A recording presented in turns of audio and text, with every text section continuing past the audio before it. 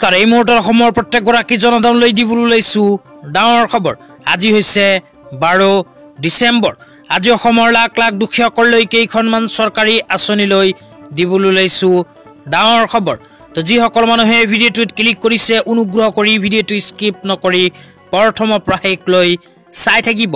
কিয়নো এইটো ভিডিঅ'ৰ মাজত কৃষকসকলৰ পৰা আৰম্ভ কৰি আত্মসহায়ক গোটৰ মহিলাসকলক 10,000 টকা প্ৰদানক লৈ কেইখনমান নতুন খবৰ আপোনালোকক প্ৰদান কৰিম তো অনুগ্ৰহ কৰি ভিডিঅ'টো স্কিপ নকৰি প্ৰথমৰ পৰা শেষ লৈ চাই থাকিব লগতে মোৰ চেনেলত নতুন হলে প্লিজ চেনেলটো সাবস্ক্ৰাইব কৰি মোৰ লগত থাকিব তো বলক ভিডিঅ'টো আৰম্ভ কৰি আজি প্ৰথমটো গুৰুত্বপূৰ্ণ খবৰৰ বিষয়ে বিস্তাৰিত জানি লওক তো আজি প্ৰথমটো গুৰুত্বপূৰ্ণ খবৰ হল প্ৰধানমন্ত্ৰী ফসল বীমা যোজনা আঁচনিলৈ বা PMFBY আঁচনিলৈ তো PMFBY আঁচনিত কোনবৰ মানুহে আবেদন কৰিব পাৰিব আবেদনৰ পিছত কি লাভ হ'ব কোড গৈ আবেদন কৰিব লাগিব কি প্ৰমাণপত্ৰৰ প্ৰয়োজন হ'ব সবিশেষ আপোনালোকক এতিয়া জনাইছো অনুগ্ৰহ কৰি ভিডিঅ'টো স্কিপ নকৰি প্ৰথমৰ পৰা শেষ লৈ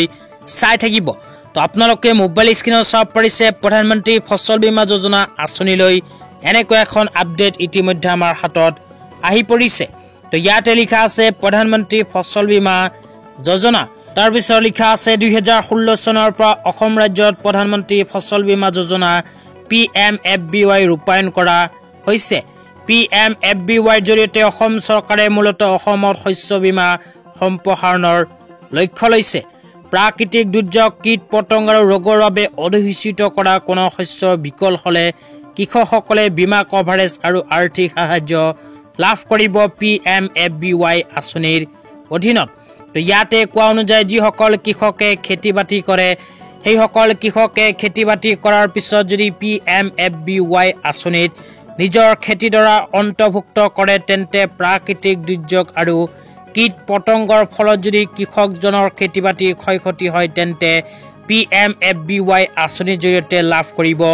ক্ষতিপূৰণ তো যিসকল কৃষকে আগতীয়াকৈ আবেদন কৰিছিল সেই সকল কৃষকৰ বেংক একাউণ্টত ইতিমধ্যে সোমাই গৈছে টকা তেতিয়া আপোনালোকক জনাইছো আঁচনিখনত আবেদন কৰাৰ বাবে কি যোগ্যতাৰ প্ৰয়োজন হ'ব যোগ্যতাৰ ভিতৰত 1 নম্বৰত কৈছে কৃষকজন বীমাকৃত মাটিত খেতিয়ক বা শ্বেয়াৰক্ৰপাৰ হ'ব লাগিব তাৰ পিছত কোৱা হৈছে কৃষকৰ হাতত বৈধ আৰু প্ৰমাণিত মাটিৰ মালিকী সত্ৰৰ প্ৰমাণপত্ৰ থাকিব লাগিব তাৰ পিছত কোৱা হৈছে কৃষকে নিৰ্ধাৰিত সময়সীমাৰ ভিতৰত বীমা কভাৰেজৰ বাবে আবেদন কৰিব লাগিব যিটো সাধাৰণতে 20 হিচাৰ বতৰ আৰম্ভ হোৱাৰ 2 সপ্তাহৰ ভিতৰত তাৰ পিছত কোৱা হৈছে একেটা শস্যৰ ক্ষতিপূৰণ তেওঁলোকে আন কোনো আঁচনিৰ পৰা লাভ কৰা হ'ব নালাগিব তাৰ পিছত 5 নম্বৰত কৈছে কৃষকৰ এটা বৈধ বেংক একাউণ্ট থাকিব লাগিব আৰু নাম ভৰ্তিৰ সময়ত তেওঁলোকৰ বেংক একাউণ্টৰ সবিশেষৰ লগতে বৈধ পৰিচয় পত্ৰ দিব লাগিব তাৰ পিছত আৰু কি কোৱা হৈছে আপোনালোকক পঢ়ি শুনাইছো অনুগ্ৰহ কৰি ভিডিঅ'টো স্কিপ নকৰি চাই থাকিব তাৰ পিছত লিখা আছে ঋতুৰ সময়ত অধিসূচিত অঞ্চলত অধিসূচিত শস্যৰ খেতি কৰা সকলো কৃষকে যিসকল শস্য বীমাৰ যোগ্যৰ স্বাৰ্থ আছে তেওঁলোকে যোগ্য তো সাধাৰণতে এইবোৰ যোগ্যতা থকা প্ৰতিজন কৃষকেই কৰিব পাৰিব PMFBY বা প্ৰধানমন্ত্ৰী ফসল বীমা যোজনা আঁচনিত আবেদন তো আবেদন কৰাৰ সময়ত কি নথিপত্ৰৰ প্ৰয়োজন হ'ব হে আপোনালোকক জনাই দিছো তো নথিপত্ৰৰ ভিতৰত কোৱা হৈছে বেংকৰ একাউণ্ট আধাৰ কাৰ্ড আৰু মাটিৰ প্ৰমাণপত্ৰৰ লগতে চুক্তিৰ ফটোকপি তো যিসকল কৃষকে শ্বেয়াৰক্ৰপাৰ সেই সকল কৃষকে চুক্তিৰ ফটোকপি দিব লাগিব তাৰ পিছত কোৱা হৈছে ration card voter ID card driving licence লগতে কৃষকৰ পাছপোৰ্ট আকাৰৰ ফটো তো সাধাৰণতে এইবোৰ প্ৰমাণপত্ৰৰ সহায়তে কৰিব পাৰিব PMFBY আঁচনিত আবেদন তো আবেদন কেনেকৈ কৰিব হেও আপোনালোকক এতিয়া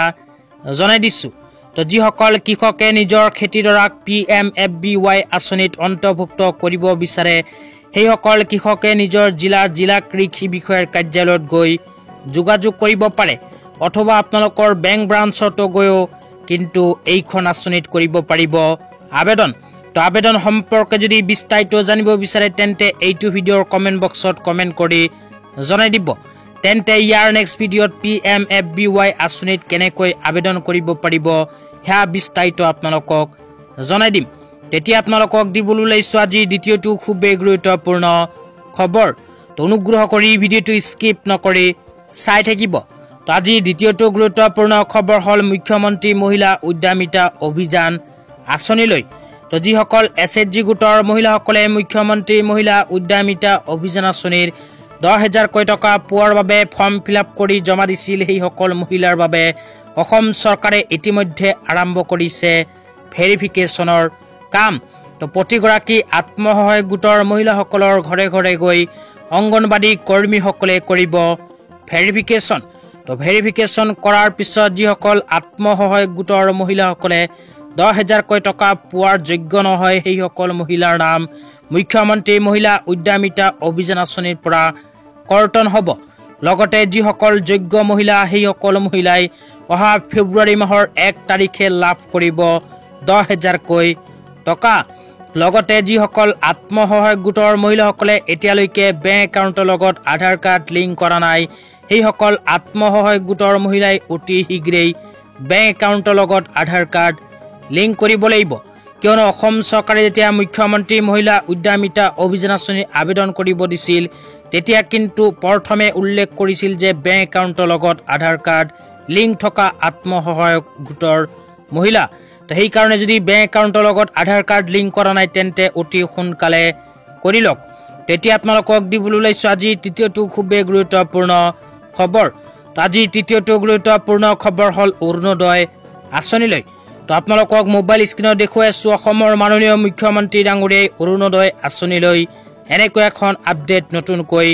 প্ৰদান কৰিছে। তো অসমৰ মাননীয় মুখ্যমন্ত্ৰী ডাঙৰীয়াই অৰুণোদয় আঁচনিলৈ কি আপডেট প্ৰদান কৰিছে সেয়া আপোনালোকক এতিয়া বিতংভাৱে জনাই আছো। অনুগ্ৰহ কৰি ভিডিঅ'টো স্কিপ নকৰি চাই থাকিব। তো অসমৰ মাননীয় মুখ্যমন্ত্ৰী ডাঙৰীয়াই ইয়াতে উল্লেখ কৰিছে, আমি অৰুণোদয় হিতাধিকাৰীৰ সম্প্ৰসাৰণ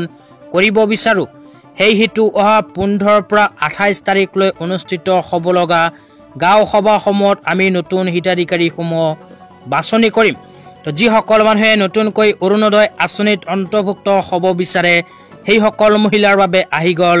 ভাল খবৰ। তো অসমৰ মাননীয় মুখ্যমন্ত্ৰী ডাঙৰীয়াই উল্লেখ কৰা অনুযায়ী অহা 15 তাৰিখৰ পৰা অৰুণোদয় আঁচনিৰ আবেদন আৰম্ভ হ'ব। তো যিসকল মানুহে নতুনকৈ অৰুণোদয় আঁচনিত আবেদন কৰিব বিচাৰে সেইসকল মানুহে অহা 15 তাৰিখৰ পিছত নিজৰ গাঁও সভা বা নিজৰ গাঁও পঞ্চায়তৰ লগত যোগাযোগ কৰিয়ে কৰিব পাৰিব অৰুণোদয় আঁচনিত নতুনকৈ আবেদন। তো আপোনালোকে যদি অৰুণোদয় আঁচনিত নতুনকৈ আবেদন কৰিব বিচাৰে তেন্তে অনুগ্ৰহ কৰি ভিডিঅ'টো চাই আছে যদি এইটো ভিডিঅ'ৰ কমেণ্ট বক্সত কমেণ্ট কৰি জনাই দিবলৈ নাপাহৰিব। তো আজি ইমানেই, ধন্যবাদ।